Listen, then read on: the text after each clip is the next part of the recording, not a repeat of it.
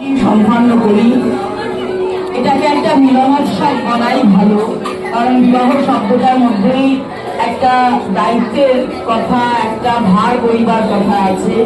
আমরা ভারহীন একটা বন্ধুত্বের এবং প্রেমের জীবনে বিশ্বাস করি, এবং ঠিক সেই কারণেই আমার মাতৃ গৌরী ধর্মপাল বৈদিক ভাষার শ্লোকটি বাংলা অনুবাদ করে গেছিলেন, যাতে প্রত্যেকে সেই অর্থগুলো বুঝবে,